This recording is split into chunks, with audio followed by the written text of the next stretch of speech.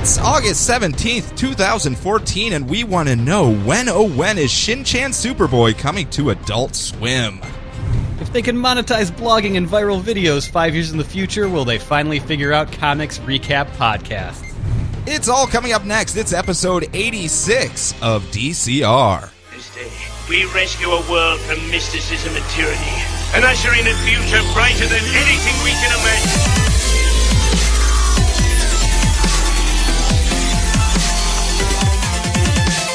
Look! Up in the sky! It's a bird! It's a plane! It's Distress Citizens Radio.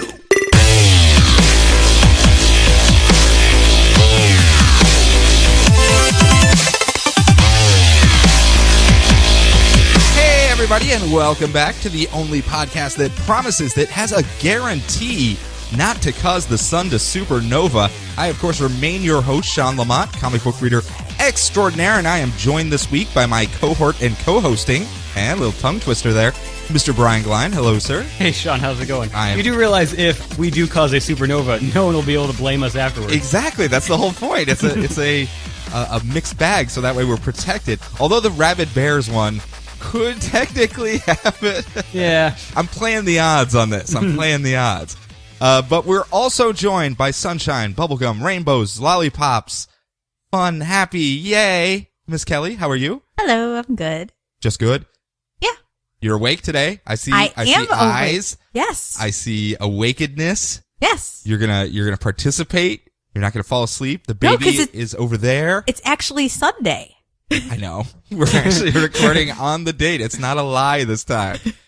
So what we're gonna do this week is we're gonna go over some comic books, maybe from a particular publisher. Brian, do you have any preference? I'm thinking it's DC Comics. You think you want to do DC today? I guess. Okay, well that's what we're gonna do then. We're gonna go over all the comics that Take came that, out. Avatar. Oh, my Oni Press podcast is ruined now. We're gonna go over all the comics that came out from DC in their new 52 line. We're gonna talk about plot beats, storylines, character development, take a bit of a high level, but by the end of the show, you should have a good idea of what happened this week in DC Comics. Brian, do I need to repeat it again? Did you hear me say it this time? There is still a baby with an eyesight. Okay, well, just FYI, I did the spoiler Okay, warning. gotcha. We're good. All right. We do have a couple questions and comments. More comments than questions, though. Okay. First We off, can just nod in agreement after you say them. yes, yes, I agree. The first one actually is a correction that came in from Trevor Hoskins and Corbin Poole because I made a horrible mistake. I tried to name that which has already been named. Our giant googly-eyed squid has a name already, and I went back and read it, and I was like, oh, that makes a lot more sense. It is also not a he, but a she. Oh. And her name is Gertrude. She is Gertrude, the giant googly-eyed squid. I like that better. I kind of liked Squidney. Squidney was nice, but Squidney could be a boy or a girl's name. Mm-hmm. I'm just getting really sick and tired of DC changing things for the sake of diversity. This used to be a male octopus by the name of Jerry. And he had many good adventures, and now just for the new 52, they've reimagined him as a female squid. Bizarre religious convictions, I tell you. I cannot get into this. I'm sure Iris West is going to hassle Barry Allen to take care of this googly-eyed squid. I know. So next up, a comment aimed directly at you, Brian. Okay. It's right at you because Jennifer Heaney, she and her husband would like to join your Aaron Cooter fan club, but they have a stipulation. Uh-oh. They will only join if they can refer to themselves as cooties. I'll allow it. You'll allow it? I'll allow it. Okay, so everyone in the Brian's Aaron Cooter fan club can now officially call themselves cooties. All right. So Brian can give somebody cooties? Technically, yeah. You're a fan of cooties. Yeah. You're all about the cooties, Brian. Mm-hmm. I've had my shot. I've been inoculated. Next up, a question to the panel. Bator Alam on our website wrote in and said, so, Beth is a red lantern. We have established this already. Sean, a blue lantern. Because they're the best. We already know that. But where does that leave Brian and Kelly? We need representation here. And what Lantern Corps are you guys going to adopt? Because I'm already going to say you, Brian, are orange. Because every time new books come out, you're like, mine. Yeah, probably. You greedy larfleasel face. I don't know what color lantern I would be.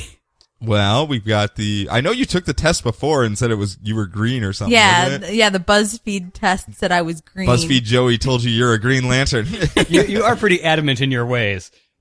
Got the willpower. You're not going to be swayed by anybody.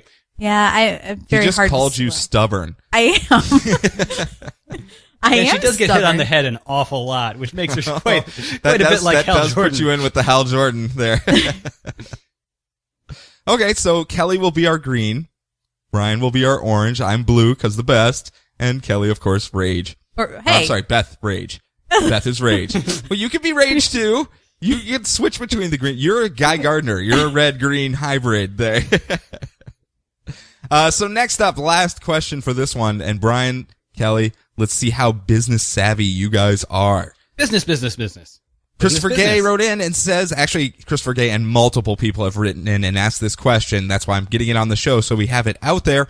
Why can't I buy comics from my Comixology app anymore? Business. Is this working? No. Business. I need answers. Why can't you buy them from your app? Is it because of the Amazon purchase? Partially. You're 50% of the way there.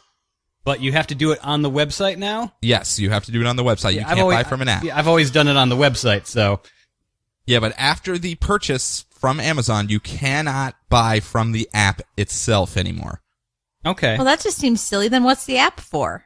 Well, so you can read your books or sift through. Well, but that's not convenient. No, it's not convenient. But the reasoning, I'll throw out the business reasoning here. Amazon refuses to pay Apple the 30% of sales that would happen from all app purchases. So if they bought through the app, Apple gets 30% of the proceeds, and they only get 70% of the money. I could see that. I could see that. Yep. So there's the reasoning. That's exactly Can you why. open up like your Safari window or whatever and you go can and actually buy through that? Yeah. Yeah, you can. It actually even has the button that launches the web page so that Gotcha. you can buy. So it's just a little bit more roundabout. Yeah, instead of having your tablet and you finish and it goes, "Do you want to buy the next issue?" and you just clicked yes, you can't do that anymore. You have to hit yes. It'll open up the web browser. You go to that one, you buy it, you download it, you read. So it added a couple steps, but I just wanted to get it out there because we were asked the question multiple times. So I figured just a blanket answer for everyone. And I wanted to see how business savvy you guys were. Business. Yeah, see, I just look at it as, the apps kind of always crash on me anyways for everything, so I figured it was just an app issue. Yeah, the button's gone. They just removed it. Yeah, They made the text too long. It went off the screen. Yeah, that's what happened. That's exactly what happened. Yeah, some of my apps all of a sudden no longer work. So, Good times. And they're from big corporations. Technology. They don't work. Technology. So. Yep. But that's it. That's all of our questions for this week. Comments, concerns, corrections, etc. Mm-hmm. We've officially branded your fan club. They're out there now. I expect jackets. Cooties are all right Silk with jackets. me and stuff. Silk jacket.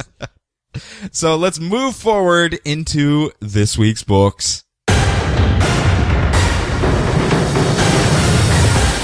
All right, Sean, am I starting off? You never actually sent me a list this week. Yeah, I guess I didn't. No. No, you're not. Okay. You're not. So I guess follow my lead. Yes. All elaborate hand signals, baseball style. Yes. Now, if I pat my head, it's JLU. If I rub my tummy, I don't know what You're that just would hungry? be. Well, Yeah, I'm just hungry. I was going to say it, but we won't be able to see because of the monitor. Well, just guess. Guess what Okay. I'm doing as well. The first book we're doing today is Suicide Squad number 2. Suicide Squad. I'm sorry. Yeah, that's right. All new Suicide Squad number 2. Isn't it just New Suicide Squad? Whatever. It's now. It's a I'm new even Suicide reading it and I It's know Suicide this. Squad now. It's Suicide That's Squad. We'll just leave it at Suicide Squad. But where we had left, we have our new team with Deadshot, Harley Quinn, of course, the Joker's daughter on there as well, Black Manta, and Deathstroke. That is the new Suicide Squad. And they had gone to Russia, and their mission had gone south when the most glorious Rocket Reds had shown up and started shooting up the place. And this time, we're kind of picking up right from there. Black Manta's a tryhard.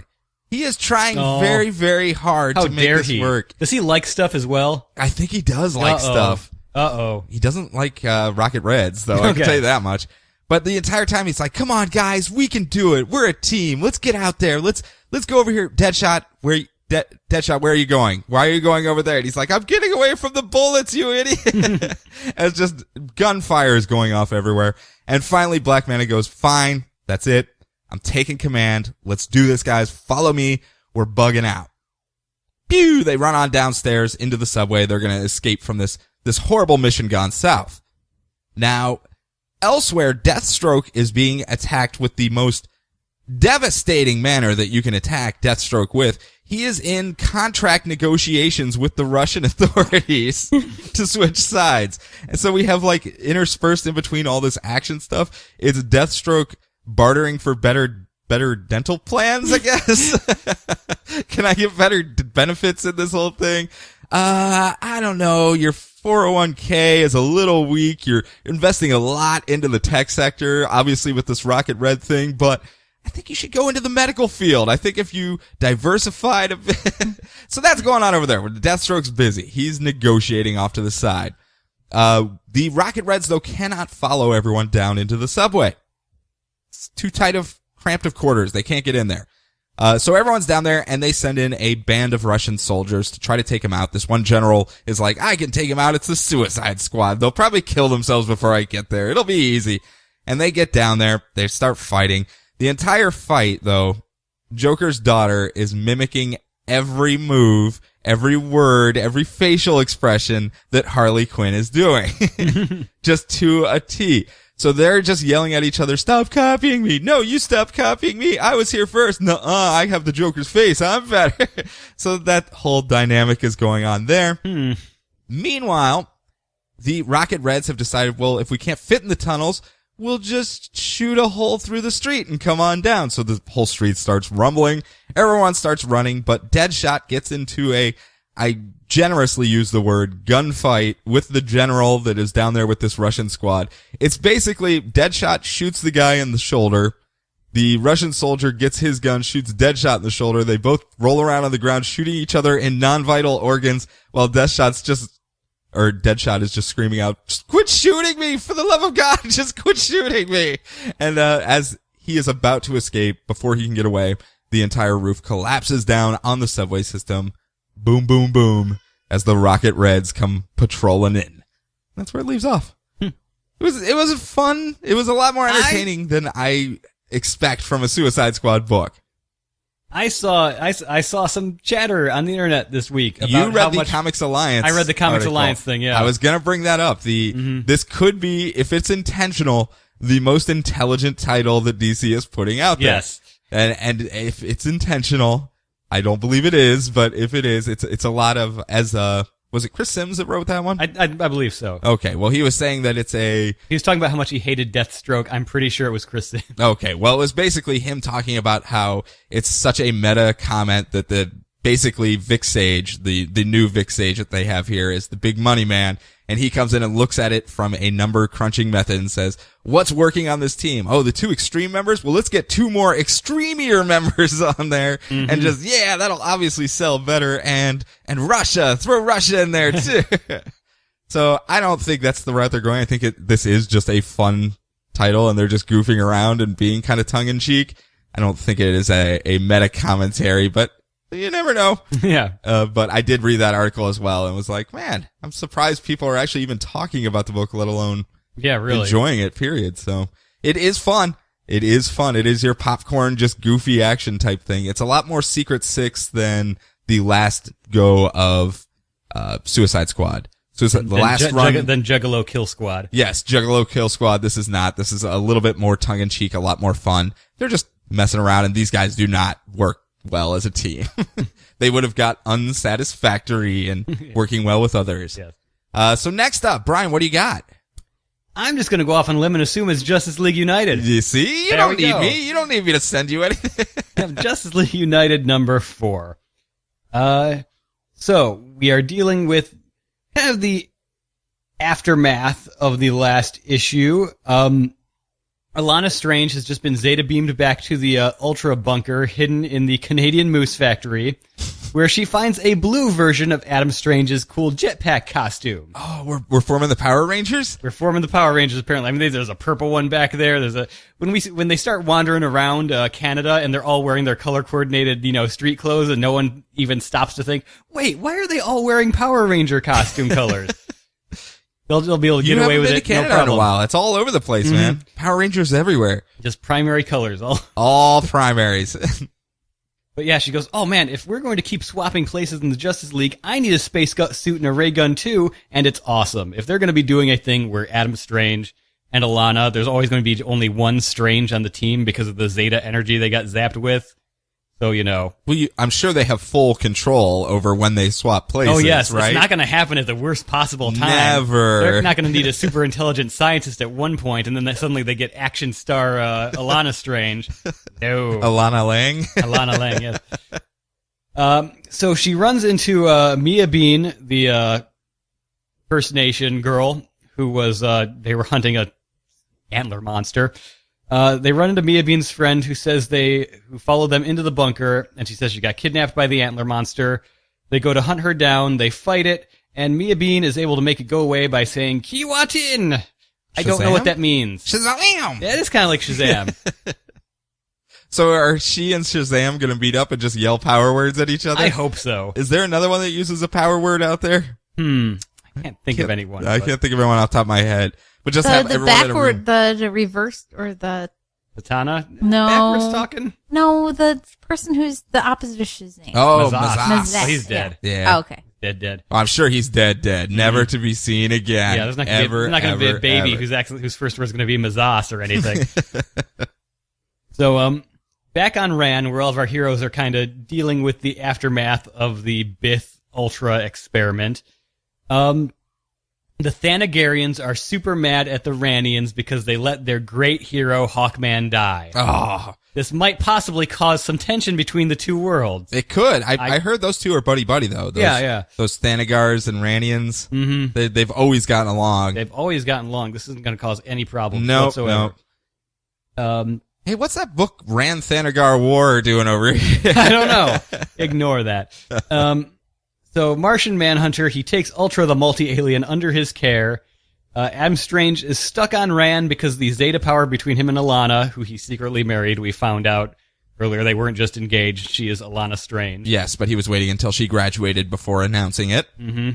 Probably a correct thing to do for his right career, there. Yes. So, it's too powerful. It will tear them apart. You've got to stay on Ran, Adam Strange. And all four of our heroes, Martian Manhunter, Supergirl, Stargirl, Green Arrow, and Animal Man, decide to go back to Canada and be the new Justice League. For all the right reasons, too. Mm-hmm. It's not just we're stuck on a team together, guys. I guess. Yeah. What are we supposed to do next issue? We get along pretty well. We should probably try to right some wrongs with our great power. Use those powers responsibly, etc., etc. So, meanwhile, Bith and Lobo go and steal Hawkman's body. It's Phobo. Phobo. Yes. Oh, he's Phobo? Yeah, the skinny one? Sexy Time Lobo is Phobo. Okay. That's what everyone's calling him. So he's like Fabio, but Phobo? Yeah, kind of. Yeah, pretty much, yeah. Yeah, so Bith gives Lobo the intel on Fat Lobo, so maybe that'll finally be settled soon. It'll probably be settled soon when the new Lobos book comes out. Lobos? Yes. Really? Yes, both Lobos teamed up on adventures together. All right. Starting in October. Really? Yep. Man, how'd that fly under my radar? Because your stupid Orange Lantern avarice, you didn't go, mine. I know. I had to sneak some things through there. That's going to be the one I'm going to get stuck with because of all the other stuff I'm taking, isn't it? All of our heroes gather back at the Ultra bunker in Moose Factory, including Adam Strange, who had no dialogue, and I thought he couldn't come back to Earth, so maybe that'll get fixed up next issue. Well, as we were talking about prior, maybe he did just say, well, I'm going to test the boundaries here and come back and be like... Yeah, like if the first panel next issue, he's like, oh my gosh, I'm teleporting back to Rand. Like, everything will be fine. That wasn't an art mistake! When suddenly Alana bursts in holding a passed out Equinox, and so After the Future's End gap, we will finally figure out what the deal is with Equinox. Dun dun dun. This is probably the least, I wouldn't say least closing, because it did actually kind of wrap up a lot of the stuff it had going. Mm-hmm. But as far as compared to every other issue that we've read this month, being it all closing, end of storylines, cancellations of books, etc., we've had endings. This is kind of the least ending one I think I've read so far. I can't wait to read more of these guys' adventures. Yeah, which I am surprised. I'm very surprised on a complete tangent, not even JLU related, that there is not as much praise going out that DC learned from its mistake last year with the September month thing and is actively pursuing closing out storylines, having everyone where they are comfortable to have a month gap before coming back into their books. I mean, they are putting forth a lot of effort to make sure that the books are ended or storylines are ended or something before this September month thing. If you need a fresh jumping on point, you've got one. October is starting month pretty much. It'll work out fairly well, I think. But speaking of cancellations, okay, I got Superboy 34. Oh, it's the last issue. Do you have anything to say about this one? It seemed like it was finally turning around. Okay, it's unfortunate. I just meant because Aaron Cooter wrote it, so I figured maybe you're going to do a little song or a dance or something or highlight it somehow. I don't know what you cooties do. I'm not down with you cooties. But this one, we have Khan, the original Superboy, the one that we started with in Superboy #1. We have John, the Superboy that we kind of picked up in issue 19, who's been headlining the book since. A Guardian, just the guy's name is the Guardian. Nitty, Peter, basically all of his friends from Star Labs. Ravager is there, and it's all of them versus, as they call him, Psycho John, who is another version of John Superboy from the future before he had all of these experiences to temper his rage a little bit, and he's all, I'm just gonna kill everybody. Kill everybody! Now, to kind of add to the confusion of this whole thing, when they all split apart, Con John and Psycho John, they ripped a hole in the multiverse time-space continuum thing, and now all of the Superboys from all of the multiverse are inside this time bubble with them. So there's just a Superboy brawl going on everywhere. Everyone decides to retreat, though. There's just way too many Superboys. Fall back, and they get downstairs, and that is when we get, Brian, I actually showed you this before the show, the recap of Con John and Psycho John and how this whole timeline works in a anime chibi style flowchart of just little cartoon Superboys, little deformed Superboys, and they're beating up each other and they're traveling through time and having their little adventures, and it basically in a half page summarizes all that craziness that has been going on that everyone is just like, I have no idea. Everyone that has read this book, even from the beginning, is like, all right, I don't know, some stuff happened. There's just people jumping all over the place. So it looked like this was definitely Aaron Cooter writing for the artist to have fun and just kind of do something and just fit it all in a half page, make a flowchart, have fun with it, and it paid off. It was actually very cute and very fun. So he had to write a flowchart of where all these people came from. Yeah, I'm sure he did. It's probably tacked up on a board somewhere. Well, we did it before, too. Oh, yeah. It's not that complicated. It's just not convenient at all whatsoever. No. So after our little recap of everything that's going on, Psycho John exerts his will and takes over all of the multiversal Superboys. So they are his army now. And so he turns into a Green Lantern?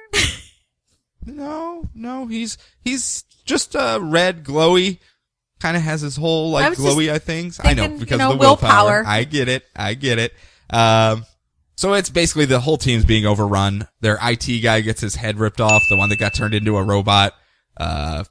The Nitty, the other character that was part of Star Labs that got turned into a Green Lantern, is now being drained of all her willpower by Psycho John and blah, blah, blah. They're getting overrun.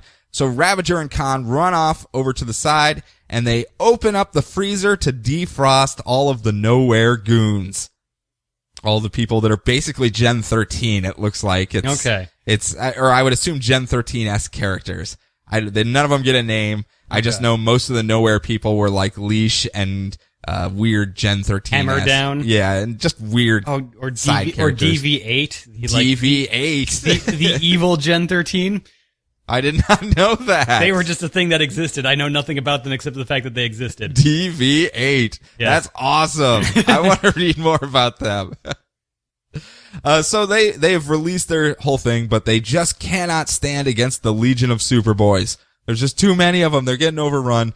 And John, not Psycho John, the John that we've been following, that has had adventures, has made friends with these people from Star Labs, goes, no, I'm going to die heroically and save my friends, and grabs Psycho John and flies him up into the time bubble itself, into the wall of it, and creates a temporal loop, a plot device. He creates a plot device that then reverts everything back, and now, poof, all the Superboys are gone. Psycho John's gone. Regular John's gone. All the multiversal Superboys are gone. Everyone that died before the time, or after the time bubble went up is back to life. It basically reset everything to right before the time bubble. But instead of John being there, Khan is back. We got Khan back. Yeah! Woo! So it's basically a wrap up. The whole thing is very fun because Just the big red button. it was, but it was very, very Needed? it was needed. And we all knew that was what was going to happen when someone came on because they had to clean all this up somehow. But these 3 issues that Cooter did were very, very entertaining. Jimenez did the artwork on all 3, and it's very fun as well. It fits the style. It's very playful.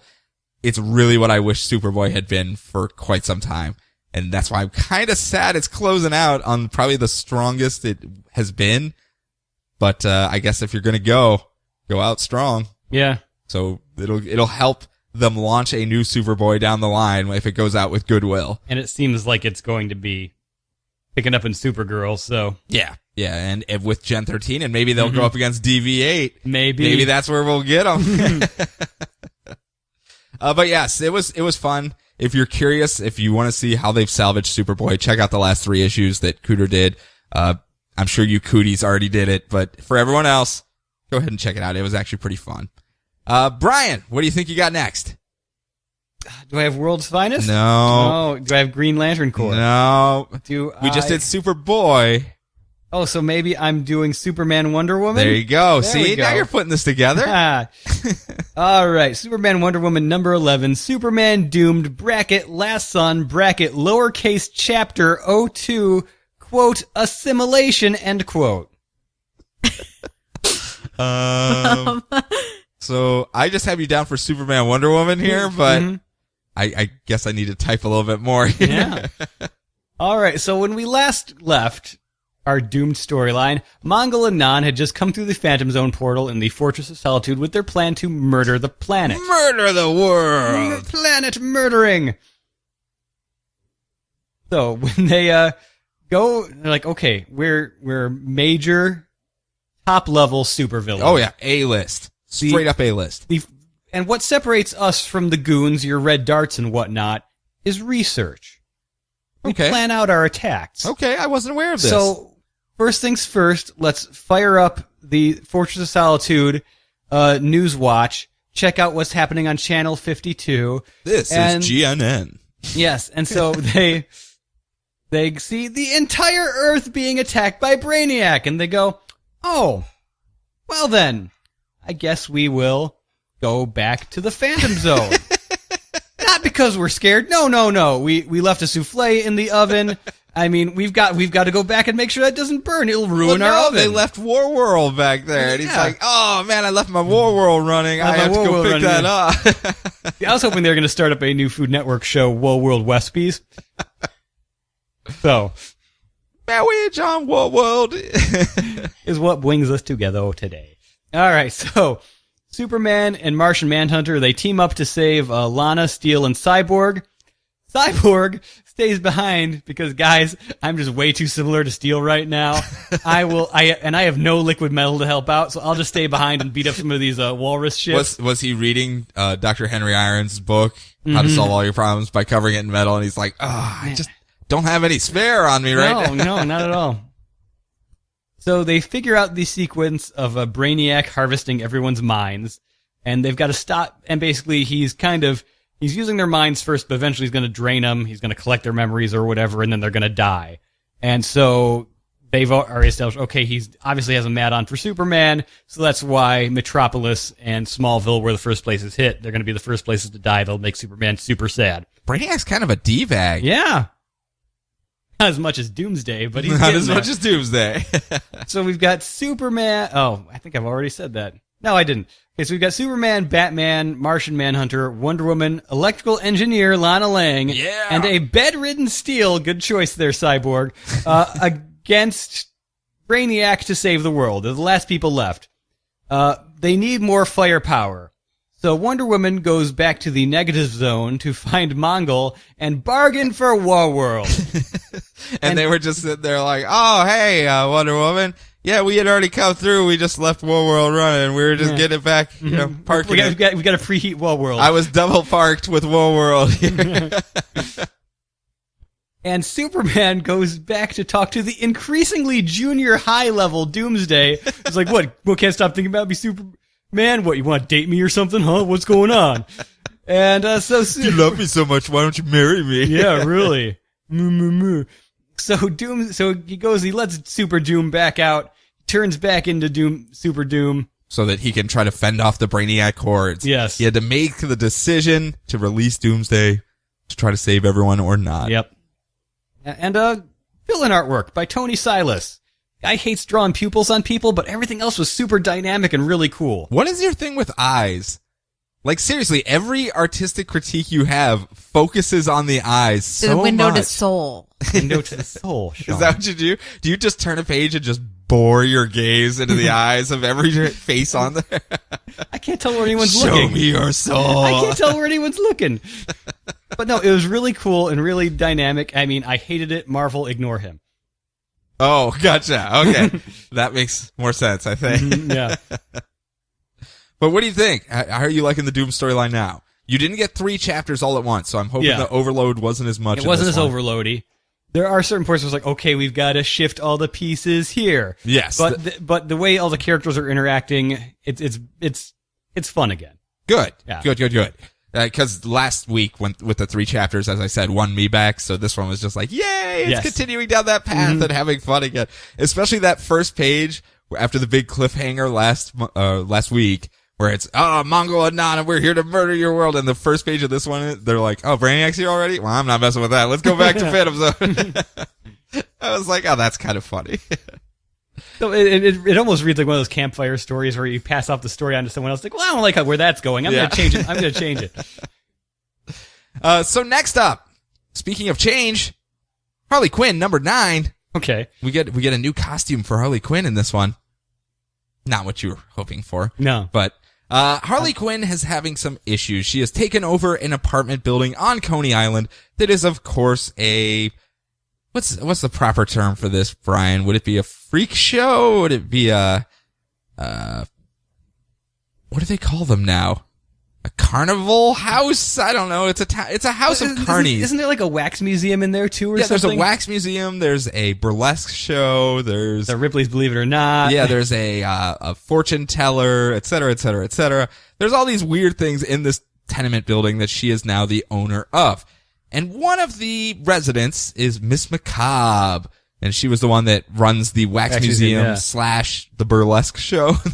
the ever popular wax museum / burlesque show combo that are just all over the place nowadays. Just everywhere. I can't turn around. They're attached to all the roller derby rinks. It's Starbucks, roller derby rinks, and wax museum / burlesque shows. Mm-hmm. Every corner, every exit on the freeway. Can't get away from them. Yep. She has gone to visit her son on Rikers Island, who has been arrested for accidentally murdering someone during a bar fight. Like, he punched a guy in the face and he fell over and broke his neck on his stool. Who knows? And he's being arrested for it. Wasn't intentional, didn't mean to do it. Kind of that whole moral gray area, just like Harley Quinn. And we get this weird scene where Miss Macabre says, oh, can I kiss my son goodbye? And then she goes in and just full on makes out with her son, so that she can slip a lockpick via her tongue over to him. And even the guards are standing there like, ah! All right. This is a very awkward scene. Very awkward. But because she has gone to Rikers Island back at the tenement building, they are short one person for their burlesque show. Brian, Kelly, where can they find a substitute burlesque dancer at the last minute Huh. in this Harley Quinn title? I think Joker's daughter? Maybe Joker's daughter, but I think she was booked already. Okay. She's just starting roller derby, so Okay. Gotta play catch up. I was going to say, isn't Harley Quinn a burlesque dancer? I don't think she is, but she is going to sub in this case. She steps in to take over the role as a sexy alien kind of thing. She's wearing like this weird tentacle monster alien costume that she removes, and they end up making out. And as she's making out with the other girl astronaut, Where would she have such a costume? it's at the burlesque show. They have all of these costumes. They have a costumer that works full time to make Ripaway alien suits. Okay. Hot commodity. Hot commodity. Where are you getting in Coney on Island. that, Kelly? Your tearaway burlesque costumes. Yeah. Let me jump right on that. The problem is that to help her get into the role, I have such a problem with that word. I don't know why. To help her get into the mood, Really hard. It's not as easy as War World. it's not. To help her get into the mood though, they tell her just pretend that she is an ex-boyfriend. And who is the ex-boyfriend of Harley Quinn? John Gamelgard? No, Okay. aka the Joker. Oh, all right. The Joker is the answer we were looking for there. So she ends up going all crazy. That went back to 8th grade, so my apologies. Okay. She goes all crazy, like punching the girl in the face and tossing her around into the crowd, and it starts a brawl, and the police show up and start arresting people. And one of the police members that arrests Harley Quinn and hauls her off is, of course, the uber nerd guy that murdered a cop last issue and took his uniform. And he hauls Harley Quinn back off to his house to keep her in a bird cage. And because he's in love with her, gonna keep her in a cage here. And she ends up just psychoanalyzing him and convincing him to go see a psychiatrist, check him out himself into a mental institution. And after a year of doing that, she will go on a lunch date with him. And that's how she gets out of it. It was actually a nice little scene where she's just she's basically using him to psychoanalyze herself as well because of the whole obsessive relationship thing. So it's kind of a, hey, look, character development in our goofy Looney Tunes. What a concept. But due to being kept in a cage for so many hours, she's late for skate club. Uh-oh. Uh-oh. That's big trouble. She has to get there. So she calls up Cy Borgman and says, hey, Cy, can you get me there? And he kind of shows up in his little scooter car and drives her over there. And they go downstairs where scores of the meanest, toughest, ugliest, Wait, does he just take her in vilest his... varmints. I'm sorry, does he just take her in his little hover round? Yeah, why not? So she needs to get there quick, so she goes on something that has a max speed of 2 miles an hour. He's Cy Borgman. and he Okay, has, so it's like, probably tricked out. Yeah, he's got jets Does he have like on little, there. does he have little glow lights? Is it an actual hovercraft? He does. Hover round? He has hydraulics on it Okay. too, and he'll bump out the chronic and He'll just make it be like, bounce. Not that I'm dating myself by throwing out the chronic as my go-to. Anyhow, they get there and it's all the meanest, toughest girls in all of New York City are down there vying for a team in skate club, where there are no rules other than not talking about skate club. Yeah. Again, we actually got a little character development in it, but it is the goofy fun side book that they have going on. So if that's your cup of tea, Shazam, there you are. Yep. Or Mia Bin, or whatever the word is. So Brian, we're going to wrap up the half now. How do we wrap up the first half of the show? Future's End? You know it. All right. See? So. This show writes itself. You don't even need to do anything. All right. So it's 5 years in the future. We check in on Masked Superman, who is tracking down Rampage so he can track down the geneticist Stephen Boyer. Rampage threatens to kill some kids. Sell some kids. Yes. Mm-hmm. She's Does he just have them on his belt? Gonna sell He's them. like, "You Yeah, wanna buy some Rampage. kids?" She's going to sell them first, and then she's like, you know what? No one's buying. I'm just going to throw this school bus off a bridge. And so Masked Superman goes to attack Rampage, and a helpful citizen says, "Hey, Superman, shouldn't you be saving those kids?" And he's like, yeah, I guess so. There is that panel of him weighing his options, though, where he's like, it is just one bus of kids. It's not like it's a bunch of buses Yeah. of kids. So he goes and saves them. And so Lois Lane happens to be helpfully watching with an umbrella, like off to the side. Hey, Superman. She just hangs out on the bridge. Good thing I knew I'd run into you here on this bridge. Good job saving those kids. Rampage has run away already. You're never going to track her down. So, because it's really hard to track down the Incredible Hulk, essentially. Yes. Who's just smashing right, things. Orange Incredible Hulk. So he goes off with Lois Lane, and she tells him about the Earth 2 pyramid. And she also gets mad at him that he doesn't have a cape anymore, so he can cover her up from the rain with the cape. Like but she has an umbrella. No, she lost it when he flew her away because this is a very unconsiderate Superman. Inconsiderate? Inconsiderate. Or unconsiderate? Both. Okay. Yeah. I like unconsiderate myself. He's an unconsiderate Superman. It works with the Undernet. Yes. People on the Undernet are unconsiderate. That's my favorite thing. Everyone was Unconsiderate. Yeah, no one's giving Superman crap about the mask, but they are giving him crap about losing the cape. Yeah, that does seem to come up quite a bit. Yeah. I don't know why. Yeah. People fear change. I think that's what it is. Mm-hmm. They're like, why aren't you wearing underwear outside your costume anymore, Superman? Yeah, come on. Because he'd much rather be wearing underwear underneath his costume. Then you can see the lines, and everyone hates the lines. Everyone hates extra arbitrary lines on the It's too costume. busy. That's why he can't wear it under his suit. Yeah. So, we cut to Frankenstein with Hawkman Amethyst trapped on a Brainiac like asteroid somewhere, being held captive by the engineer. Is this actual Hawkman? Is this how Hawkman has been portrayed in the past? Not that I could think of. Okay, because I like this Hawkman Yes. a lot. This Hawkman's a lot more fun. He is so much more fun as far as an actual character that's less my mace is bloody. I mean, don't get me wrong, the stuff with Vibe where it was just I am a berserker warrior and he was playing off Vibe's innocence and naivety, Yeah. that was fun. But this guy is actually more fun as a character more fully fleshed out, just completely full of himself in Yes. this. Yeah, so Frankenstein, he's turning human thanks to the nth metal in Hawkman's arm that got grafted to him, and he's sleeping for the first time in a century. So luckily, he doesn't have to listen to Hawkman and Amethyst's awkward will they, won't they hate flirting. Yes. The entire time. Guys, it's the first time I've slept in a century. Can we keep it down? Can we tone down the hate flirting? Thank you. I saw Moonlighting. I've been alive for 100 years plus. I know how this plays out. Yes, Bruce Willis, Bird Vereen, is having a very good time. So Frankenstein wakes up and he warns them that he's been dreaming of spider robots. Oh, I thought he was dreaming of a white Christmas. No, not yet. Poor guy. Give it a few months. Okay. We check in on Cadmus Island, and we get King Faraday showing up and yelling at Deathstroke and Grifter for dealing with Stealth Omax. And it seems just like, okay, you're kind of recapping everything that's been going on here. Not much is moving pace or moving us along. Then suddenly we shift over to all of the Earth 2 captives, all of your Earth 2 heroes. Yes, your Prison of Earth 2 Yes. that you have down there. Yeah, and we get Hawkgirl complaining to Rita Loomis. Who's Rita Loomis?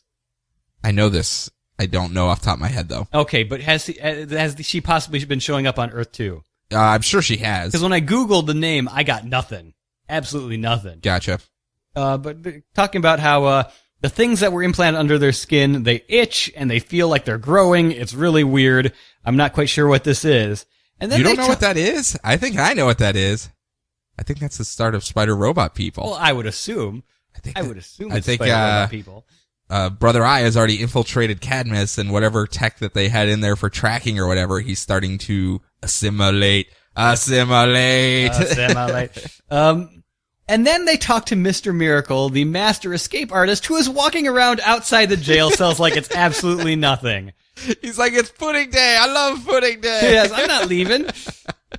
Yes, because he's cobbled together some kind of tech that replicates the camera trick in Speed, where they think he's inside of his jail cell, but he's just walking around trying to figure out what's going on so he can help them all escape.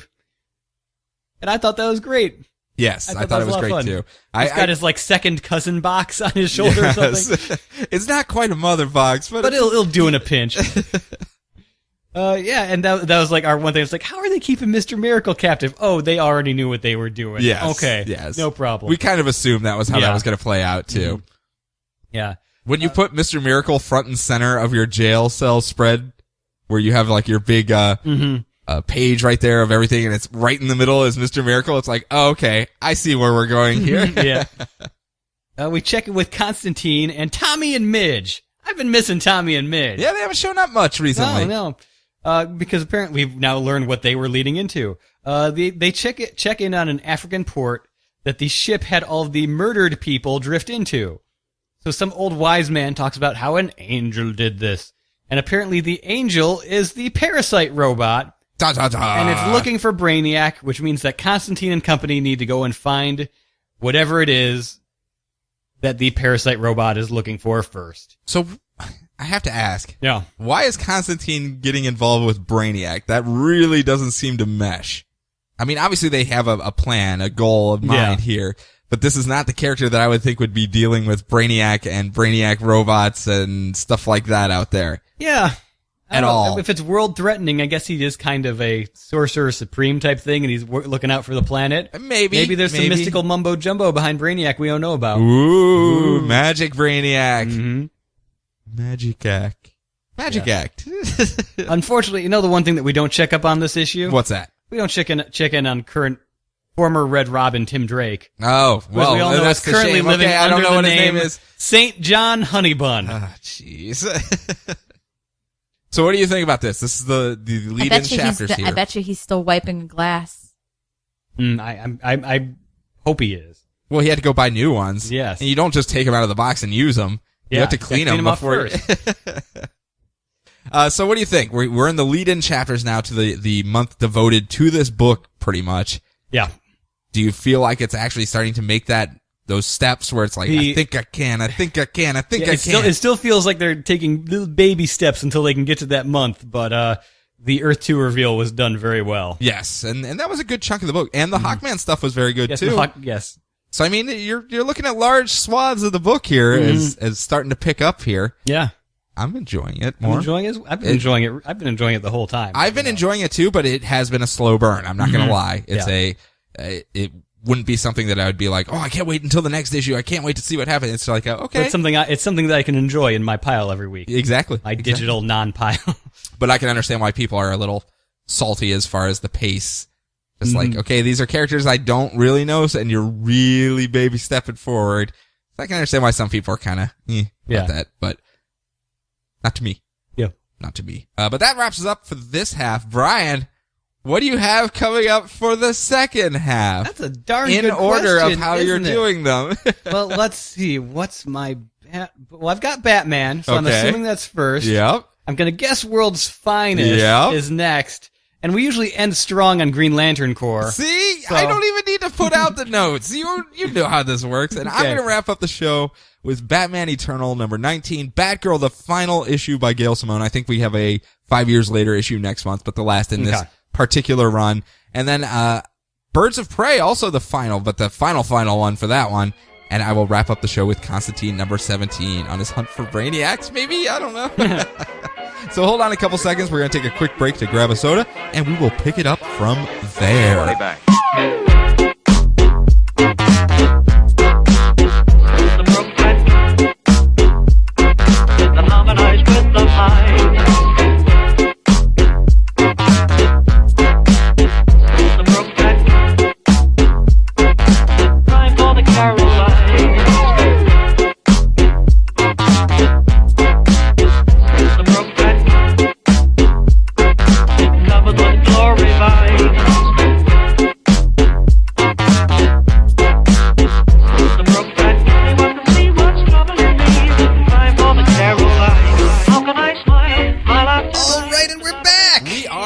In the bat half of the show, and we're gonna just take off a running, as that's what we do. We just take off running. Batman Eternal number 19, continuing our weekly trek through the world of Batman.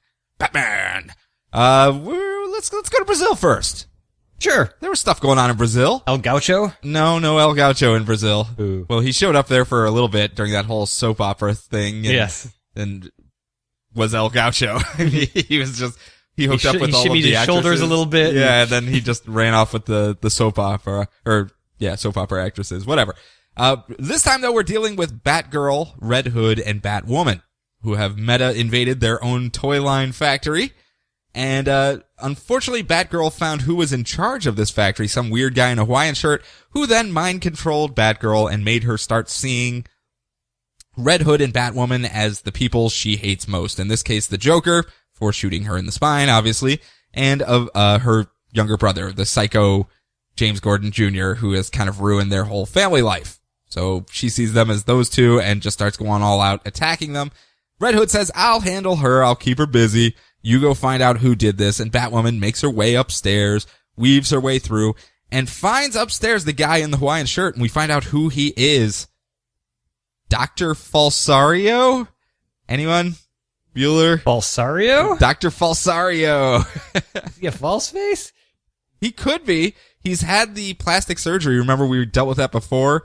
That people are getting plastic surgery to change their face and what they look like. Okay. Which is why his face is all weird, like, hey, look at me, I'm a debonair guy type thing, and it doesn't match his body whatsoever. Okay.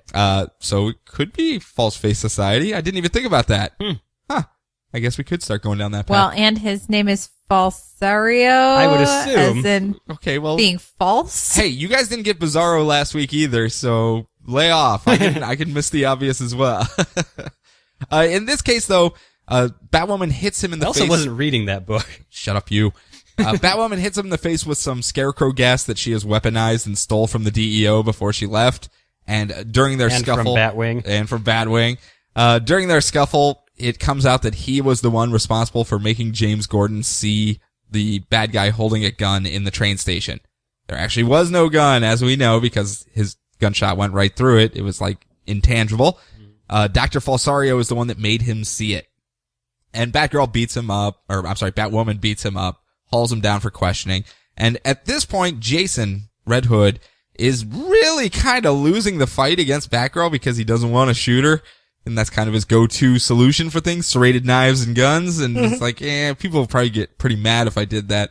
So instead, he pleads to her rationality and he tries to make her remember who he is by talking about the day they met. And it's actually this nice little scene where he's like, don't you remember? It's an important day. It was the day I met Batgirl. And it's Barbara Gordon meeting Jason Todd. And it's as he's being announced, it's his coming out party as the new Robin, so to speak. Batman's introducing him to her. And she's just not refusing to make eye contact, refusing to talk to him or look at him. And Jason's all like, yeah, she's got the hots for me. This is awesome. And he's like, so, how's it going, Barbara Gordon? And her only response was, you'll never be Dick Grayson, and just walks out and leaves.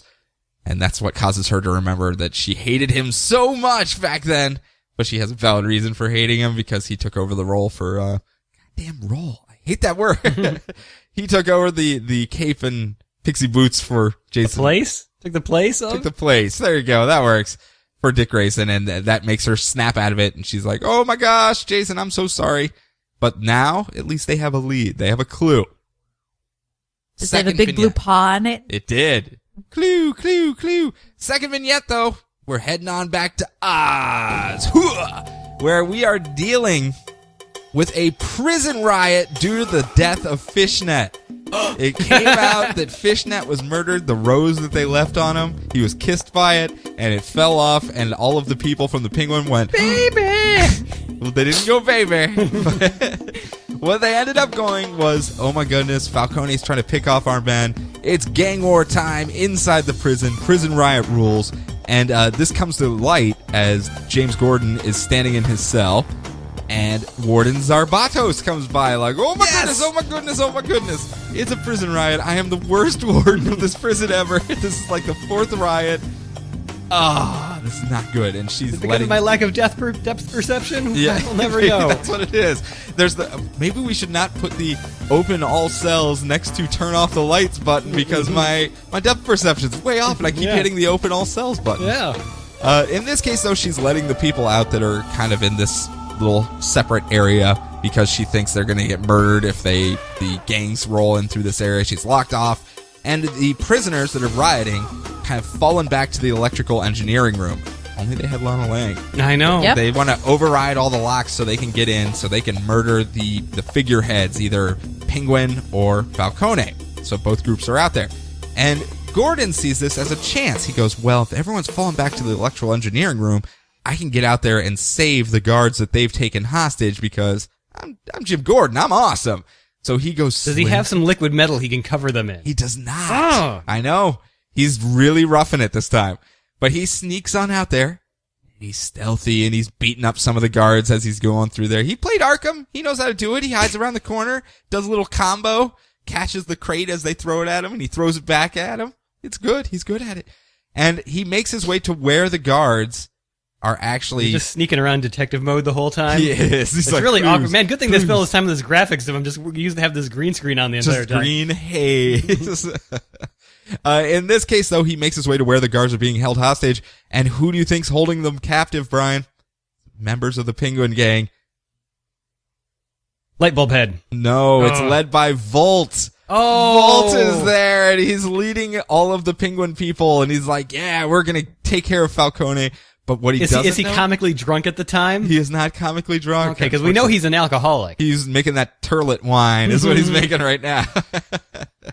But what he doesn't know, the Falcone gang has made shivs, and they are sneaking up on his position right now. Uh-oh. And we saw what happened to Fishnet Face. Mm-hmm. He's from Catwoman, too. Yep. I'm a little concerned for the safety of Volt right now. I'm not. But our last main storyline here is taking place down in the sewers of Gotham City, where Batman, Lieutenant Bard, and Killer Croc have gone down to Killer Croc's prison of eye-sewn-shut zombie people. All of the creepy chick monsters that have been pouring out from the underground Arkham Asylum. Whenever he kills them, whatever it is that's taken over these dead bodies, it just jumps to a different body and comes back. So Killer Croc, in his wisdom, has just been maiming them and keeping them in a giant cage of chick monsters. So he has this big cage of chick. His chicklets. Yes. And, the whole thing is basically just, Lieutenant Bard still trying to make small talk, like trying to fit in with this weird off-world that he really has no right to be a part of whatsoever. And it's great in that manner. But there is an odd part in this particular conversation. Killer Croc's explaining about these eye-sewn-shut chick monsters, and Batman says, oh yeah, my guys already told me about that. Batwing and Corrigan, they ran into it under Arkham's asylum, but they took care of it. Everything's hunky-dory there. I'm sure if they took this little girl that you're trying to find, though, as we saw last issue, they probably took her down to the deepest, darkest parts of the Gotham Underground, so that's where we're going to have to go. I don't think he was technically told about the chick monsters yet, so I think that's still to happen. I think that might have been a little bit of a snafu, but I don't know. It was small enough that I'm sure it's going to happen in an issue or two, and who cares at that point? Yeah. Anyway, they make their way down in the deepest, darkest sections of the Gotham Underground, where they find this ritual. All of these chick monsters surrounding an altar where the little girl is tied to it, and she is about to be sacrificed by the scion of whatever these monsters are, the harbinger, the speaker of this unspeakable horror, the 10-eyed man, who seems to be the figurehead for whatever it is that's going down there. I could not see, but the darkness gave me sight through my fingertips. So he has eyes on his fingers? Kind of. So it's kind of like when you stick olives on your fingers? Yeah, that's really what it is. He was trying to make another Gertrude, and he just has googly eyes on his fingers, and he's like, I don't know, I'm the 10-eyed man. Google. But he's down there, and that's when everyone notices that the three of them, Bard, Killer Croc, and Batman, are standing up there, and all of the chick monsters start to attack with their eyes sewn shut and their goopy bodies and... I should check out this new 10-eyed man, though. Yeah, it's an interesting design. It's very cult leader-esque type thing. It's kind of a Swami almost style, I would say. I don't know. I don't know what he was like before, so I can't really make any comparison. Take a look at it and let me know, and we can make comment about it next week or so. Okay, gotcha. But that was Batman Eternal. Okay. It's chugging. Yep. I love that Oz stuff, man. I love it so much. It's exactly what I asked for. People from Catwoman dying. Well, I didn't ask for that, but it's like a cherry. All right. Continuing on to Batman 34. It's no longer 0 year. It isn't. We're back to the present. The superstorm has passed. Oh. Yeah. Silver lining? Has the sun come out? There's no sun in Gotham. All right, so it's a really good done-in-one about Batman checking up on Gotham as all of the Batman Eternal stuff is kind of going on in the background. Right now he's dealing with all of Dr. Leslie Tompkins' homeless patients are going missing. It's being done by this untrackable... How does he know they're going missing if they're homeless? Yeah. Because Dr. Tompkins is telling him? I mean, are they technically missing at that point? Because where are they missing from? Yeah, if they have no home, where are they missing from? Yeah, Brian. Are they missing from their Riddle me particular this. bench that they are on? Or... You look very uncomfortable on this whole line of questioning. Riddle me this, the Batman. That's just what they're doing in this issue. I know. I was just giving you flack. You have I was this trying to do panicked this so look in quick. your eyes, I'm and you're just what like, are you doing? Why are you doing this to me? So it's being done by this untrackable gravedigger that's killing them and burying them in the Gotham City Potter's Field. The gravedigger goes to get Dr. Tompkins, but it was really Batman hiding as her. He had like a digital, Yeah, he has this digital projection. mask thing. Yeah. Which is getting a lot more play recently. It was a throwaway thing in the first issue of Batman, and now then it went back in time, and now we're back in the modern day. Yeah. So he captures this guy, and he keeps bragging about how he's a nobody, and no one will remember him, and he'll be able to sneak away and do what he does again. So Batman cuts a deal with an Arkham doctor to put him in the Joker's empty cell, where everyone will be so curious as to who this person is that's dangerous to go enough to go in that cell, and also possibly draw the interest of the Joker to bring him out to play. And the guy freaks out just a little bit. Well, obviously. The nobody guy, yeah. So, because that's what you want is a target painted on you for the Joker. Yes, it's basically exactly. okay, well, my life expectancy just dropped. What do you mean I can't get life insurance? Yes. But yeah, it was really cool. That was a really nice little twist at the end. I enjoyed it. And who's the artist? Matteo Scalera. Yeah. Really good. I mean, really bad. I mean, I hated it, Marvel. Ignore him. He had a very Gleason style. Yes. It might have been the color work as well, because it was obviously all those muted colors. Gleason, and I almost want to say a little bit of, oh shoot, I forgot his name. The guy that does American Vampire, and he's done a few... Albuquerque? Not Albuquerque. The other guy. Well, you just ground this show to a halt. Joe the Barbarian. Joe the Barbarian? Joe Joe the Barbarian's a drawer? Yes. Well, shoot, you could go ahead and move on to the next thing, and I will look him up. And then you'll inopportunely interject it in Yeah. as I'm trying to do my thing, right? Yep. Mm-hmm. Okay, so now we have a plan. Yeah. Next up, Batgirl number 34, the final of her run, Gail Simone's run on Batgirl. Was it Gail Simone that draws like that? No. Okay. It's the Nightfall's final offensive. She is so offended by all of these criminals running around Gotham City, and the bear traps just aren't keeping them at bay. No. They multiply like rats. They're out there all over the place. So she has shipped in mercenaries, killers, murderers. Sean Gordon Murphy. Didn't even have to look it up. I She thought shipped it. in Sean Gordon Murphy? That's what I was about to say. It's gonna look really gritty and angular, but kind of cool. Okay, so now that that's off your chest, do you feel better now? He is much better. Excellent. She has shipped in all these mercenaries to kill every criminal. She has a shopping list of every criminal in Gotham City. Of course, Batgirl cannot allow this to happen.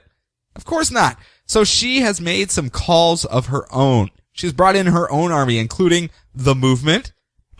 They have shown up. They brought Catharsis. It's like, hey, guys, are you doing anything? It's like, no, we're sitting around canceled. We're cool. I mean, Gotham, sure, why not? Do they have ice cream there? Yeah. Can we get some ice cream on the way? They got these black popsicles. They're great. Man, I thought they there's a were blue. callback. I thought they were blue popsicles, not black. No, he's making a callback to an earlier issue of Catwoman. Oh, okay. Yeah, the black ice. Mm-hmm. Anyway, Batwoman is there as well. Strix, her fellow members from over on Birds of Prey are there. Raven has shown up with Starfire, so I guess through through Jason Todd, probably got in touch with Starfire, who knew other people, and I don't know. It's a bunch of calls are made. All the gal pals are showing up, plus Mouse and Burden, and it is a huge beatdown in the streets of Gotham City. So they're keeping all the mercs at bay. Now, elsewhere on a boat, they're on a boat. It is our other team up of Batgirl, Black Canary, and Huntress, who's just shown up because. Just because. He wanted to get something done before she headed back to Earth 2 to help out there. Yeah, as we'll find out here in a minute. And it's those three versus Nightfall, Grendel, Bonebreaker, and Grotesque. The members, basically Grotesk?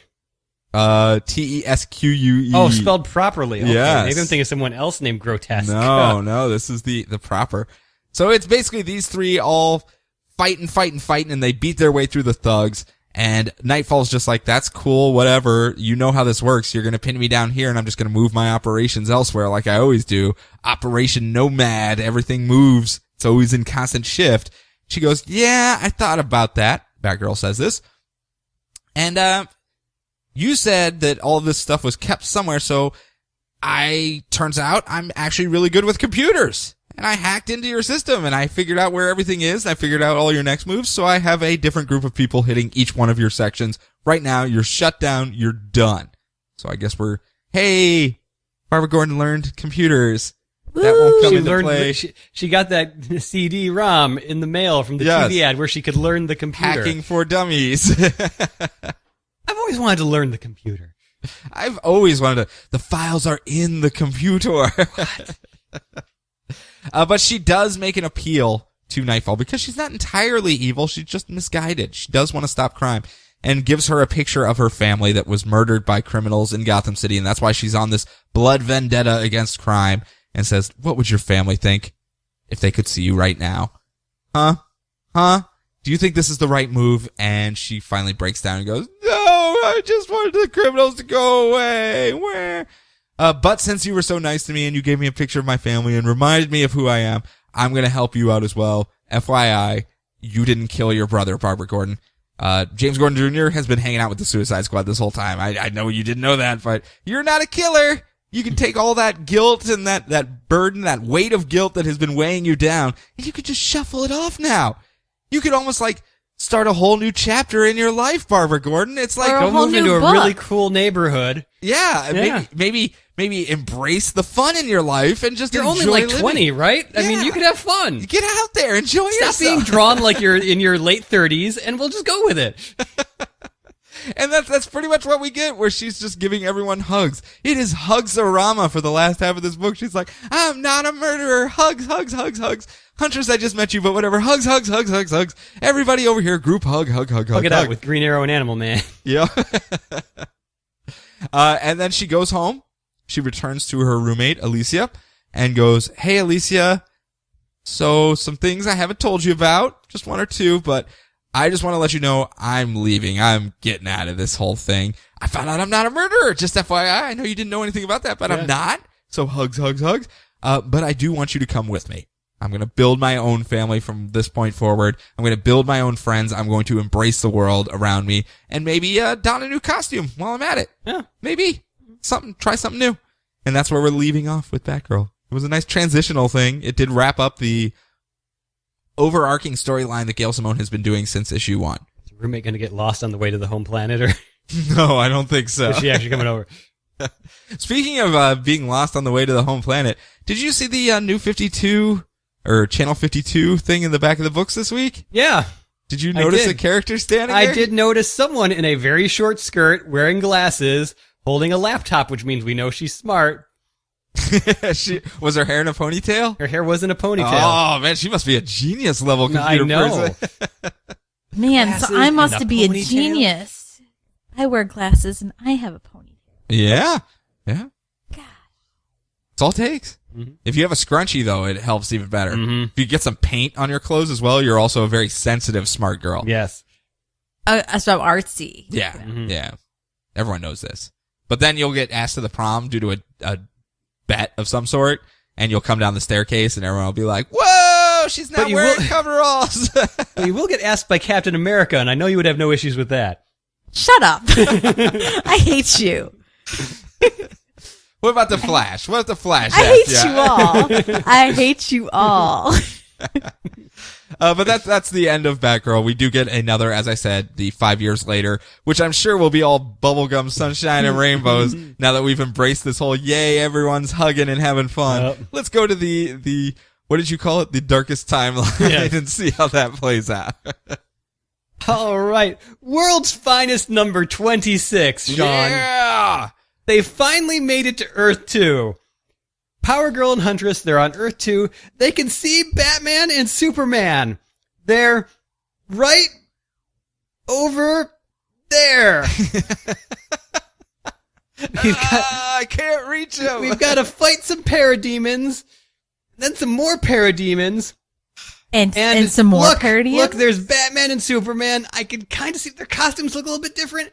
I can almost see them. Maybe we'll get to them next month, maybe.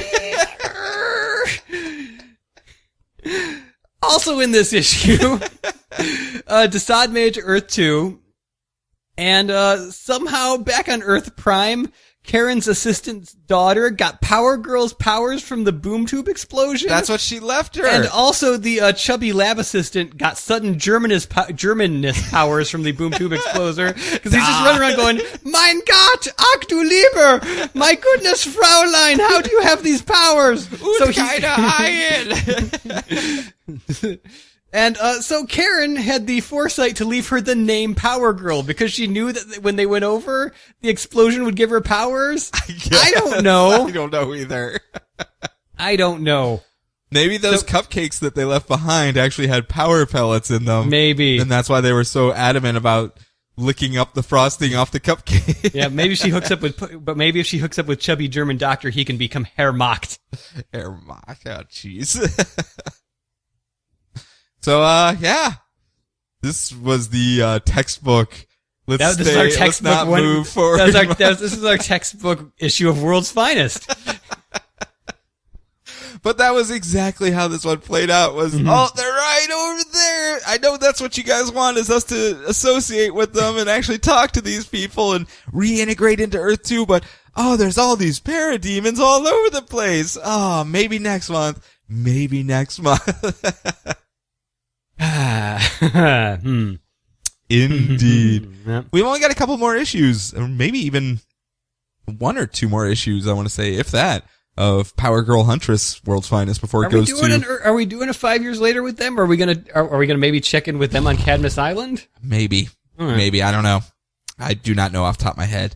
Honestly, I have not been keeping up too much with the World's Finest stuff, so it's not hard. Anyhow, moving on. Birds of Prey, number 34. It's the final caca. No. Caca. Cucknaw. It is the last issue from Christy Marks, and oh my goodness, my notes didn't save. So let me just roughshod this one a little bit here. Where we had left off, I have nothing here, so bear with me. Where we had left off, the Suicide Squad had shown up to save this guy, Dr. Mumbata, I believe his name was, and the Birds of Prey had shown up, and Black Canary had to put out word that she had Kurt Lance, that they had gotten her, and that's how she tricked Amanda Waller to come out. She put out the message, we have Kurt Lance. Of course, Amanda Waller has been looking for her ever since Regulus ran off with him, and she shows up. They get into a little bit of a scuffle, Black Canary and Amanda Waller, and Amanda Waller drops the bombshell because Black Canary's yelling at her, tell me the truth. She joined the Gap Band? No, she doesn't. Aww. And Amanda Waller's yelling, you can't handle the truth. You need me on that wall, because I am the wall. Or I was the wall. Now I'm kind of a corner, I guess, or like something. A fence post? Fence post, maybe? I don't know. In this case, the bombshell that she drops, Kurt never really wanted to marry you. He just knew that we were going to that mission on Gamora and we were probably all going to die, and he thought that was what you wanted, so that's why he married you, because, hey, we're all going to die tomorrow anyway, so you might as well be in a good mood when you die. That's terrible. It is terrible. We haven't even started down the path of terrible yet, though. That's like the second page of this book. Let's go down the path of terrible. They decide they're going to have a peace accord between the two of them. Okay, well, us fighting isn't going to get us anywhere, so let's stop our two teams from fighting. Guys, stop fighting. Just quit it. What say you and you, Amanda Waller, and I, Black Canary, we're going to go out into a square somewhere, and we're going to put Kurt Lance in his wheelchair on one end, and you're going to stand on one side of him, and I'm going to stand on the other side of him, and we're both going to go, come here, Kurt Lance. Come here, Kurt Lance. Come to me, Kurt Lance. Come on, Kurt Lance. And whichever one he goes to, that's who gets to keep him at that point. You've got to be serious. Yeah. And that's essentially what happens. It's, they come together and they go, hey, Kurt Lance, I know you have amnesia and you can't remember you even married this lady anyway. And you're kind of bitter and spiteful because she keeps pushing you and nagging you like your wife, even though you don't remember her whatsoever. But I work for a government agency and we want to take care of you and we want to help patch you up and get you back on your feet. We actually used to be teammates on Team 7. I don't know if you remember that, but we did. So I'm going to give you the choice. Grifter and Slade obviously don't, but you know. They obviously don't remember. I'm going to give you the choice. You can come with me. I am going to corroborate the story. You did actually marry Black Canary over there, but you don't remember, so you can come with me. We'll take care of you, or you can stick with your wife, and you guys can work things out. And Kurt Lance looks to his left at Black Canary, and he looks to his right over at Amanda Waller, and he goes, yeah, I'm going to take your deal, Amanda Waller, and just goes, whoop, whoop, whoop. Doesn't even say goodbye to Black Canary, doesn't say a word to her, and whoop, whoop, whoop, whoop, whoop, whoop, off goes Kurt Lance. That's really crappy.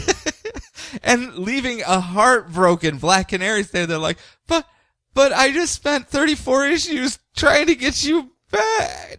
No, this can't be. And this is the moment when Batgirl decides to come up and slap Black Canary and go, you lied to us and the team to try to get all this stuff done. People could have been killed. People could have been murdered. I'm leaving the team. I'm out of here. Don't ever call me again. And she just zips off as well.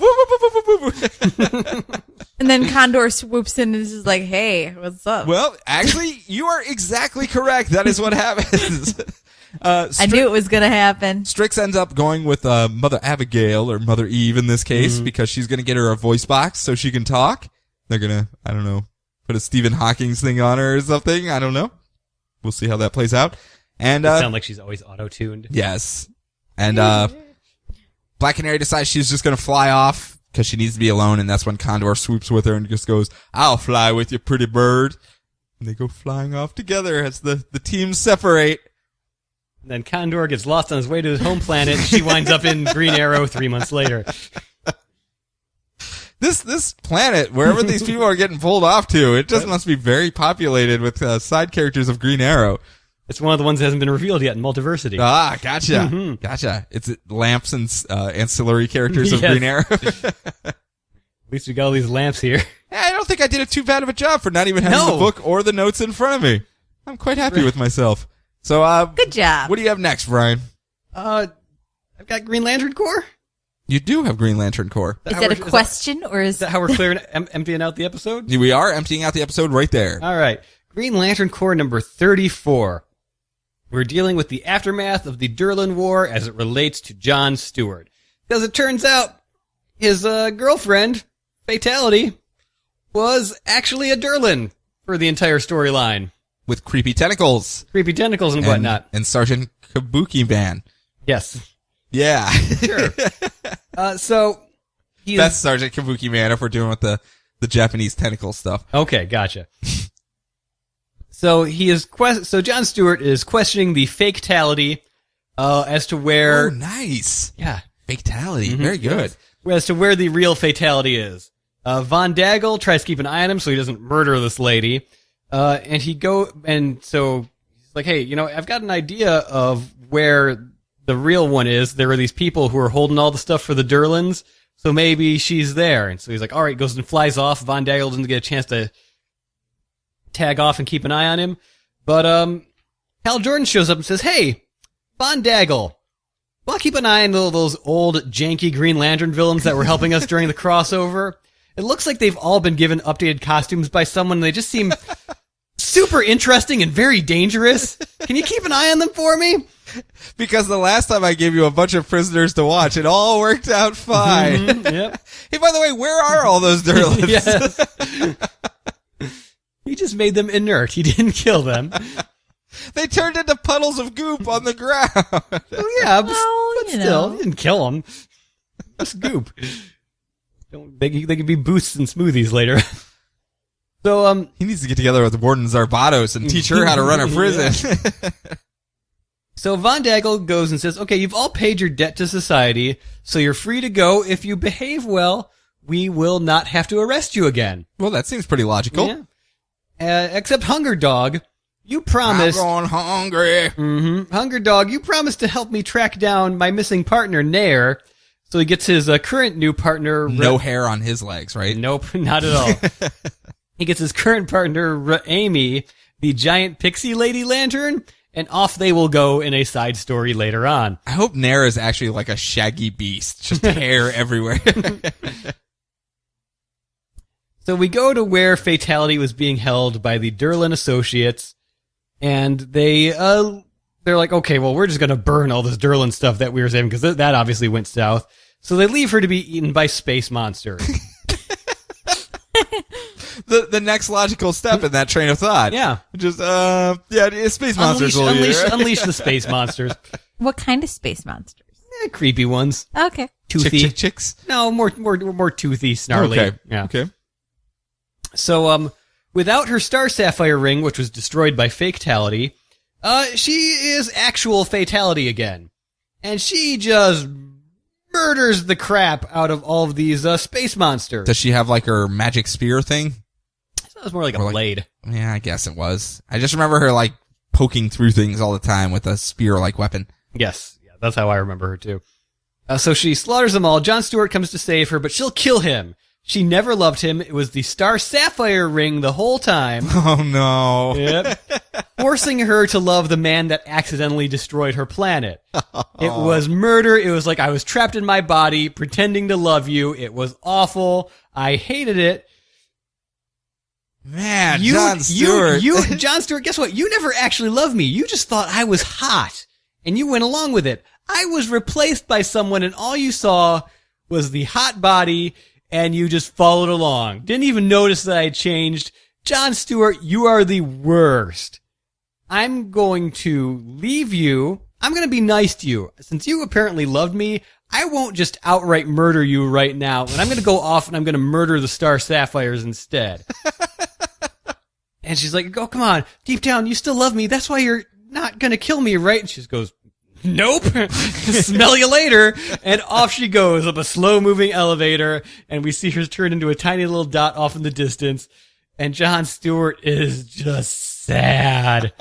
He is so sad. It's a bad week for dating. Bad week for dating, yeah. Yeah, And no kidding. he just kind of rage smashes the abandoned facility he's in. Uh-oh, you have to be careful. If Jon Stewart gets mad, he destroys planets. Yes, exactly. All the time. This is a planet-killing lantern right here. Yes, he just tears apart the prison, collapses to his knees in defeat.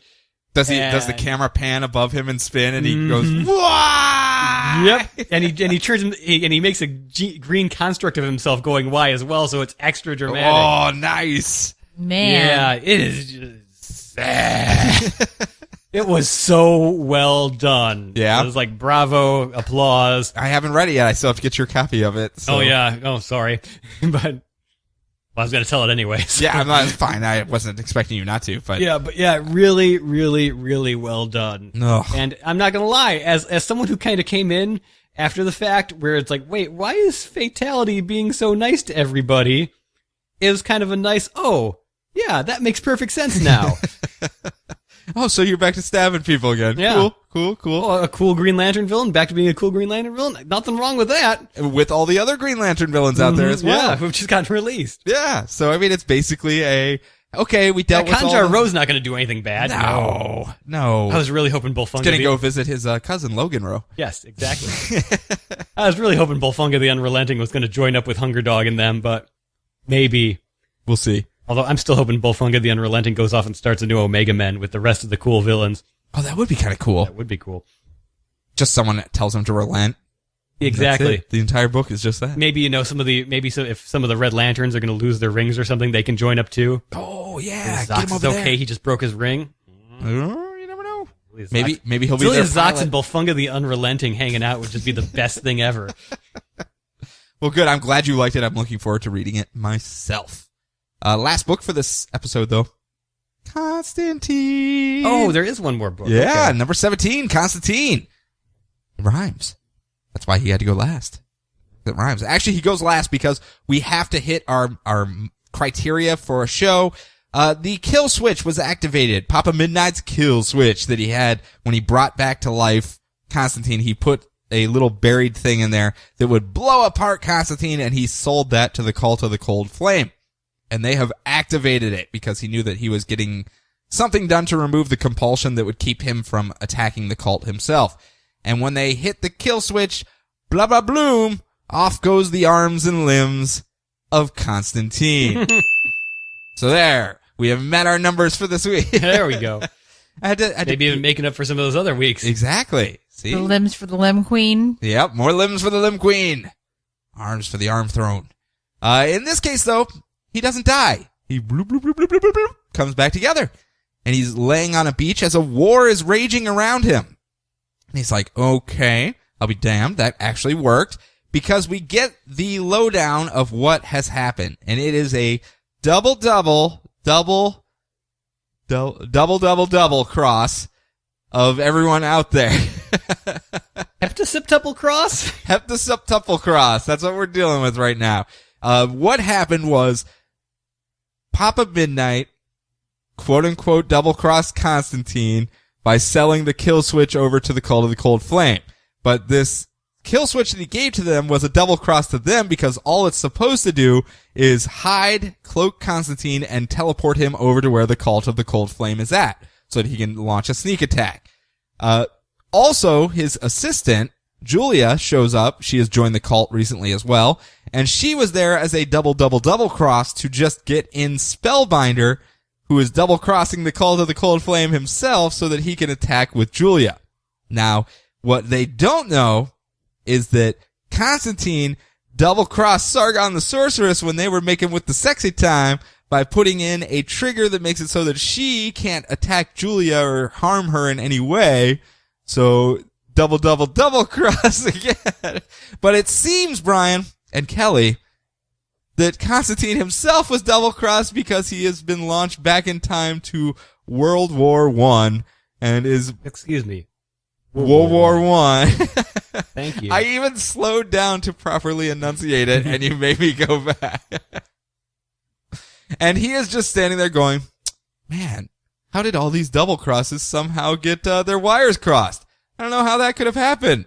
So in the present, it is Spellbinder and Julia attacking Sargon the Sorceress and Tanarak.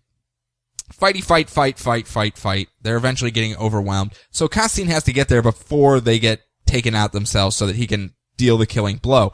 And he keeps getting attacked by all these World War I soldiers on both sides. And he keeps trying to get out. And the entire time, Mr. E is in his little Moonblade going, hey, buddy, if you let me out, I'll help you. Hey, man, you gotta let me out. I'm sorry. If you let me out of there, kind sir, I will gladly give you a hand with these ruffians. And it's just not working. He's like, no, if I let you out, you're going to kill me, Mr. E. I would do no such thing, kind sir. And, no, I know you, Mr. E. You're totally going to stab me if I let you out. Well, I am deeply offended by your words. So he refuses to let him out. And finally he realizes, oh, okay, I figured it out. I was actually teleported to Cult of Cold Flame headquarters. And I guess the cloaking aspect was it put me there back in time so that all I have to do is just jump forward in time and I'll be back where I need to be. And I sense some magic woojoo going on over here, and he busts through a door to find Dr. Occult in there with some sort of little spinny disc. Yeah, that's Dr. Occult, all right. Yeah, he's got a spinny disc. Okay. I don't know either. I just know he's Dr. Occult. He wears a trench coat. He has a spinny disc. Okay, yeah, That's he looks like spinny a... disc. What's that? It's a little circle. It looks like a beach ball design, basically, like the little wedged pie things. Yeah, and when it spins, it makes like a hypno baby. Sure. Yeah. I don't know, but he's casting a spell to remove all evil from the world with everyone else. And Constantine tells him, hey, dude, I know you're doing all that, but you're going to get betrayed by Anton Arcane, because I guess there's sorcerers all over the world trying to cast a spell at the same time to do it. And he's like, yeah, I already read this. You told me this story. Anton Arcane's going to betray you here, so I'm just going to hijack this little spell myself and bust up the underpinnings of the multiverse so that I can jump forward in time. And Dr. Occult starts yelling at him, dude, you can't just do this. What are you doing, man? Stop. And he ends up busting his way through, but as he does, he drops the Moonblade with Mr. E, and it crumples to the ground next to Dr. Occult. And as he gets ripped through time again, wah! No more Mr. E, dude. That's sad. That's sad to me. He's been lost to time. But now we know how he went back in time to become Colonel Sanders and make all get those... a nice see-a-sucker suit. But as he gets through time, he closes his eyes, and when he opens them, he awakens to a loud boom and finds himself surrounded in a hellscape by parademons. So I think Constantine either got pushed forward to the first Darkseid attack, or he got shunted over to Apocalypse. Either way, kind of cool with that. Yeah. Batman, what are you doing here? I kind of am hoping it's Apocalypse so we can have Constantine trying to fast talk his way out of a New God situation. Mm-hmm. Just because I think that would be fun myself. Yeah. That would be very fun. Very, very much so. We've been kind of not sure what's been happening the last couple issues. It's been setting up all of this double hexaseptuple cross or whatever you called it. Hepta, but yes. Whatever. And this was the payoff issue for all of it. If you've read the previous ones, it does make sense. I know I kind of muddled my way through it, but it was fun. It was a lot of fun of him just going, man, my double cross should have double crossed the other double cross. Him trying to keep it straight in his own head was kind of amusing. Don't cross the streams. Don't cross the streams. Especially involving ghosts. Or time streams. Unless you have a little spinny disc. Mm-hmm. Then you're fine. But don't lose your moon blades with Mr. E, because then you make us sad. Yeah. But that's it for this week. That's all of our books. Every single one of them. So as a reminder to you guys, go out there and buy them. There's plenty out there. I know it's the wrap-up issues of a lot of storylines, so most people are a little gun-shy of buying into the last issue of an arc, and I can understand why, but it should give you a good idea of what these stories were like so that you can go back and pick up a trade or something like that. There was quite a few good books, though. Brian, what would be your pick of this week? Oh, let's see. I will say... So much conviction, I can tell right now. Yeah, I know. Well, I'm bouncing between JLU and... I'm going to have to say Green Lantern Corps. Really? It was really well done. Good. I'm surprised. You haven't really been in the Lantern world that much. And you've kind of really latched onto it recently. Yeah. So much so that you're lamenting the loss of 2 Lantern titles now. A sad world for you, Matt. Mine, I'm probably going to have to go with Superboy just because it's so unexpected for it to be so much fun for 3 issues. And I kind of like seeing it go on such a strong note. But, and the Batman issue was really good too. Yes. Not like we have to tell you what was to buy that art style like? Who was it like? It was like Sean Gordon Murphy. Oh, okay. Gotcha. Not like we have to tell you to buy a Batman book. Yeah, I know. It's one of those things. You know, we've actually been asked questions before where it's been, why don't you guys spend as much time on like Batman or Justice League or, just those types of titles? I'm like, cause everyone's buying them already that's gonna buy them. You guys are supporting it. There is no real need for us to recap what you've probably already read in depth ad nauseum. So we focus more on the side books that not as many people are buying. As such though, next week we do have more books though.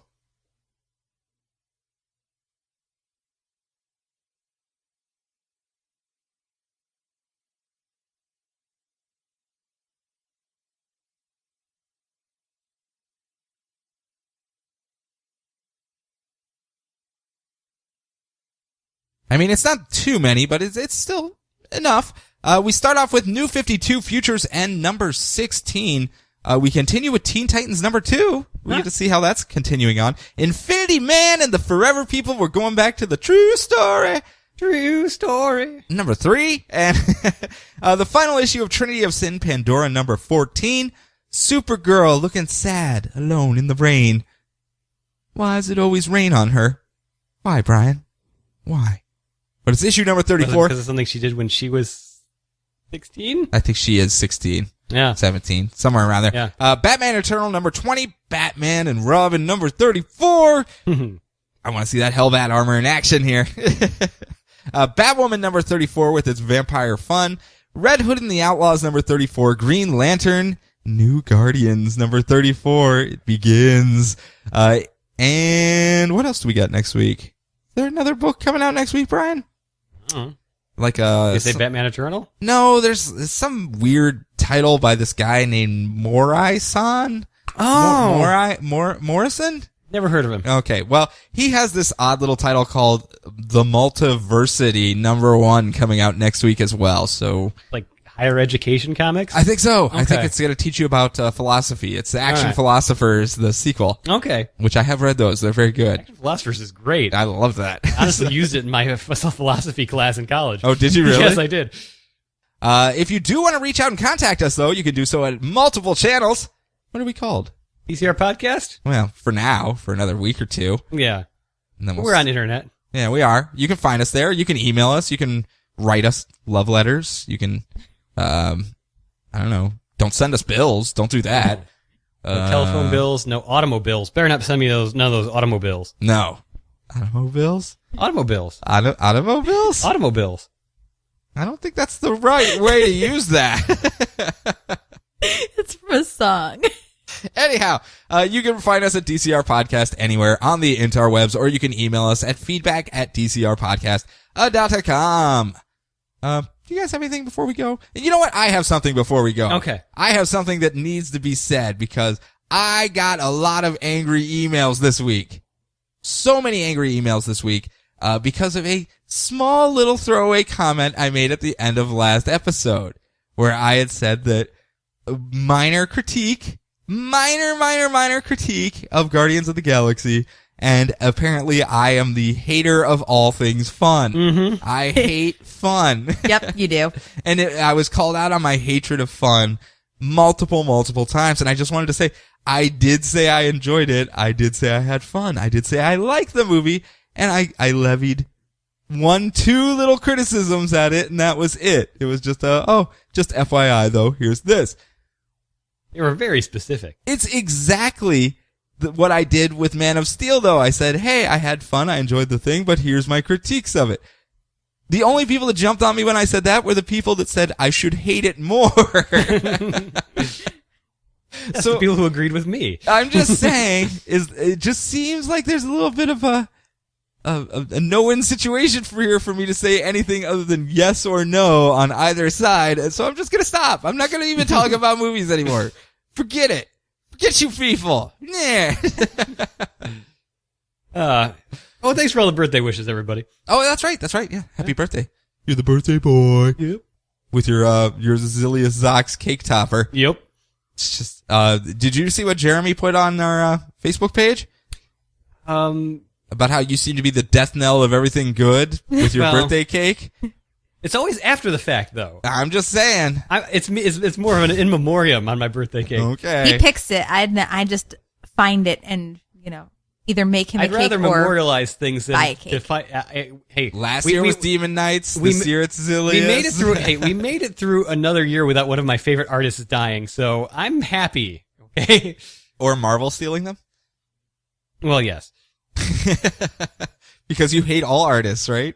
Oh, yes, I hate all of them. All of them. Mm-hmm. You don't like any artists. Yeah. I think you needed to reassess what you were saying there. I did like our friend from Brazil who said, it's like, hey, things ship late in Brazil, so Zilius Zox is still alive down here. Hey, there you go. You can move to Brazil. Exactly. You can work in a action figure factory. Yes. We know Brazil is not like that. But anyway, that's it for this week, guys. Do you have anything else before we go? That'll be it. That's it. Kelly, you got anything? Oh, nothing All to right, think then. of. So everyone, enjoy your books, enjoy your week, enjoy your lives, and we will talk to you, I think last time? No, 2 more times next week.